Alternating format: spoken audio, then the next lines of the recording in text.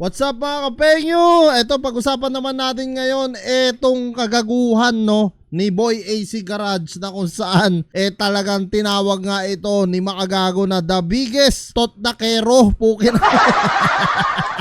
na kung saan alam naman natin mga kapengyo yung pinagkagawa nga nito ni AC Garage na hindi na nga natin malaman kung pinapabayaan na ba niya yung pagka-influencer niya or something, di ba? Kasi sayang no? Isipin mo meron kang followers na 1.3 million, may 700k plus pa siya na followers sa mga iba niyang account, mayroon pa nga atang 500 or 300 kung hindi ako nagkakamali, correct me if I'm wrong mga kapengyo dyan sa comment section. Talagang alam niyo yun, sayang bilang isang social media influencer, talagang nakakapanghinayang po yung ganun. At saka napakahirap pong magkolekta ng followers, lalong-lalo na pag nag-uumpisa ka pa lang, no? Ngayon nakilala ka na, tsaka mo sasayangin. Isipin mo yung pinaggagawa mo naman, AC Topak, AC Garage pala mga kapengyo, no? Talagang kung gagamitin mo lang ang yung pagka-influencer sa pang-i-scam at panggugoyo ng mga tao, wag na Brad. Kasi ang masakit nito, no? Oo, makakawala ka nga, pero sa mata ng Panginoon, hindi. No? Kumbaga, dito, sige, tawanan mo yung mga naloloko mo kasi yung mga kaya mo lang naman yung naloloko mo pero sa mata ng itaas, hindi ka makakawala. At ang masakit pa nito na senaryo, baka makulong ka pa o kalaboso ang labas mo pagka nagdemanda yung mga taong inargabyado mo. At tara mga kapengyo, wag na natin patagalin at sabay-sabay nga natin panoorin dito kay Makagago. What's up, man? Dapat sinasagot mo yung mga allegations. Tama, sa'yo. yes. Hindi yun nagtatago ka at gagawa ka ng isang sarcastic na video na pinagtatawanan mo lang yung issue mo. Issue na sobrang seryoso. Uulitin ko Totoo naman talaga yung sinasabi ni MJ rito na sobrang seryoso. Kasi dito kay AC Garage, ewan ko kung ilang taon na to mga kapengyo. Paki-comment nga down below kung ilang taon na to. Kala niya ata naglalaro lang siya ng alam mo yun, mga laruan. Akala niya ata hindi panloloko yung ginagawa niya, which is bulgaran talaga yung ginagawa niya, panloloko, no? At kung makikita mo, kahit ikaw siguro na nanonood sa video, talagang mababanas ka Ang dami mong niloloko at naloko. At yung mga naloko mong tao, yun yung mga naniwala sa produkto na binebenta mo.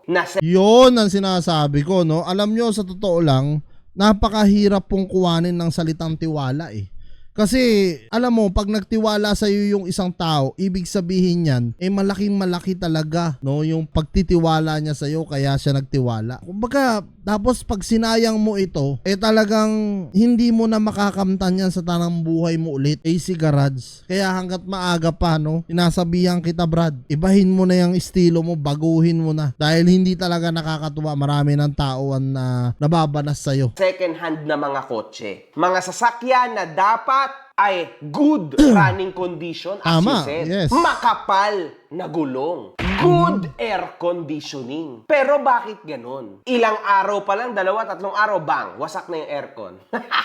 Yung freezing cold kuno na aircon na sabi mo, wala na. Good Kahit nga sana hindi na makapal na gulong at aircon na malamig Basta maayos lang yung makina putang ina, yung mga reklamo ng tao, 30 minutes pa lang, tinitirik na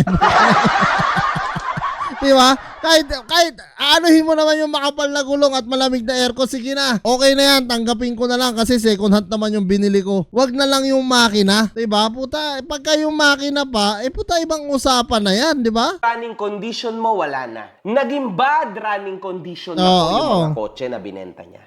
Make sure na talagang meron ka pang muka na ihaharap. Kasi sa totoo lang, para mas makapal pa yung mukha mo sa gulong Sa gulong ng mga kotse na Mas makapal pa yung mukha mo sa gulong ng puta. Mga kotseng bulok na binebenta mo. Meron din, hindi naman marami. Meron din ako nababasa naman na nagtatanggol sa kanya. Na kumbaga, maliit na nga lang yung halaga ng benta niya. Siyempre, asahan nyo, second hand, maraming problema. Mali ka dyan! Kasi kaya nga nagtitiwala ang mga tao sa kanya. Maganda dapat talaga at maayos ang sasakyan. Kasi aanin mo ang 20,000, 30,000 na mas ibinaba kaysa sa ibang shops na nagbebenta ng second hand na mga kotse. Aanin mo yon. Kung pukin ang ina, every 3-4 days, lagi kang nasa talyer, pinapagawa mo yung sasakyan. So, Totoo yun, yung sinasabi ni MG, sobrang real talk mga kapenyo, no? Na kung saan, aanuin mo nga naman yung 20 mil, 40 mil, 50 mil na idadagdag mo kung laging sirain naman yung mabibili mo, no? Kumbaga, makakatipid ka nga ng ganung presyo, putang na, 1 to 3 days, sira. 30 minutes, sira. 'Di ba? Di doon ka na lang sa magdadagdag ka, 'di ba? Puta, kung iniisip mo na makakatipid ka, puta, sakit naman pala ng ulo. Di wag na lang, 'di ba? what's the point? Malaking kabalbalan yan, mga kahombre ko. At saka parating yung tandaan, hindi lang siya ang nadedehado dito. Lahat po ng mga shops na nagbebenta ng second-hand cars, dahil sa issue Nadadamay, na po, nagkakaroon na po ng question marks. Mga tao na nagtatrabaho naman ng ayos. Alam mo, magkakaroon kasi ng trauma yung mga taong bumibili dyan na putang na talaga pag sa Pilipinas, ang hirap bumili, baka mamaya maloko kami. Diba? Ganun na yung isip ng mga tao dyan. Ganun na yung naglalaro sa isipan nila. Which is pangit talaga, mga kapengyo, no? Dahil dito sa AC Garage na to, no? Kumbaga sinimulan niya no? Yung tiwala kasi ng tao dyan ang dapat mong panghawakan Kakaroon na ng matitinding mga tandang pananong sa kanilang mga karir. Dahil sa hinayupak na ito, sinisira nito ang second car industry. Shops. Kawawa naman yung lumalaban ng patas at nagtatrabaho ng tama sa ginagawa ng hinayupak na ito. Kaya dapat natin itong makorner, itong tao na ito, magawa sa kanya yung nababagay at yung dapat sa kanya, which obviously, dalhin sa kinauukulan. Para po sa mga nagrereklamo, better na magkaso kayo. That's the main point of all of this. Tandaan. Totoo yan, ituloy nyo yung kaso, lalo na pag marami kayo, sigurado kulong tong taon to, no? Isipin nyo, gumagawa pa nga siya ng mga, napanood ko yun gumagawa pa siya ng mga content na katatawanan, parang ginagawa lang niyang comedy, yung nangyayari sa buhay niya, no? Yung mga seryosong tao na nawalan ng pera dahil sa kagunggungan niya, sa pagbebenta niya ng mga sirang sasakyan, talagang yung mga tao na yun, dinidibdib na nila yun. Masama na yung loob nila ron, kahit pa 100,000 yun, 200,000, 400,000, talagang grabe ang dugot pawis nila para maipon yun. Pero dito sa AC Garage na to, talagang parang wala lang. Gumagawa pang content ng hinayupak, no? Itong ginagawa ni MG ay isang malaking awareness lang para mabawasan na po ang naloloko. Totoo din yun. Ang mga second-hand na kotse binebenta ng mura kasi ibig sabihin, may mga problema siya or dahil luma na siya. Pero hindi po yun excuse para magbenta ka at kung saan sinasabi mo pa sa ads mo na good running condition, dun pa lang pwede ka ng kasuhan, okay? Na magtatagal yung second-hand car na nabili mo. Kasi yun ang pinamumulat sa'yo ng mga ads niya. Okay? Tandaan nyo, mga kahombre ko, hindi maganda ang manloko ng kapwa. Kasi talagang babalik sa'yo yan. And that's what's happening to you now. Hindi mo deserve na magkaroon ng ganyang karami na followers kasi lahat lang yan niloloko mo. Pero ngayon, mga kahombre ko, pansin ko, lahat po ng nanunood sa kanya, lahat, unti-unti nang hindi naniniwala sa kanya.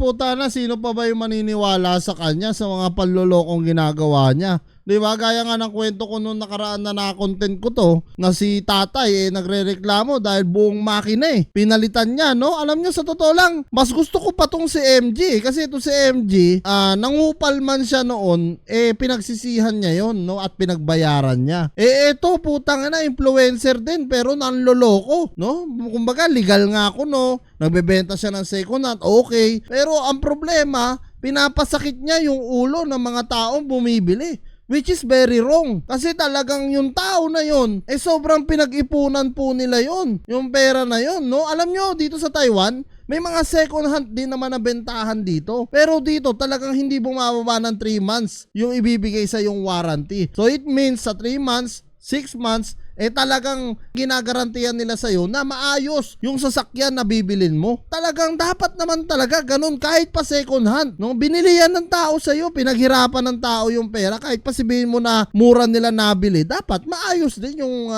ginawa mo para, 'di ba, kung masira man yan ng 6 na buwan sa kanila o 1 taon, wala ka na doon, labas ka na doon kasi nagamit na nila ng husto 'Di ba? Ganun naman talaga dapat, hindi yung ganito na talagang nakakaawa po, no, yung mga naloloko panloloko ni Boy AC Garage. Kaya doon sa mga magpapaloko pa, wag na po, no? Kaya doon sa mga nanonood, no? Please, nakikiusap ako mga kapenyo na i-share nyo yung video na to, or kahit mismo kay MG, i-share nyo para at least maging aware yung mga tao pag bibili dito sa Boy AC Garage, lalong-lalo na nang gagamit siya ng mga picture ng mga kapwa niya rin, mga reseller ng mga sasakyan, which is nagagalit na rin sa kanya. Nakakahiya, no, itong ginagawa niya. Alam nyo, naaawa na lang ako sa tao na to. Siguro may mental health to or something, di ko alam or siguro talagang bisyo na lang niya para magkapera siya ng magkapera, which is masama di ba? Yun ba yung ipapakain mo sa pamilya mo galing sa panloloko mo? Di ba? Maging patas ka. Gaya ng mga ibang reseller, ang dami rin naman na reseller dyan na lumalaban ng patas. Ganun lang, kumita lang sila ng maliit. Okay na. Hindi na kailangan manloko. Lalo na ikaw, kumikita ka na 1.3 million followers. No, kumikita ka na sa Facebook. Tapos kapag bebenta mo ng second hand, kumikita ka na rin. Ano pa ba ang kailangan mo? Siguro ganid na lang talaga sa pera ito, mga kapenyo. So yan mga kapenyo, kayo nang bahala umusga at pakishare na lang yung mga video natin. Salamat.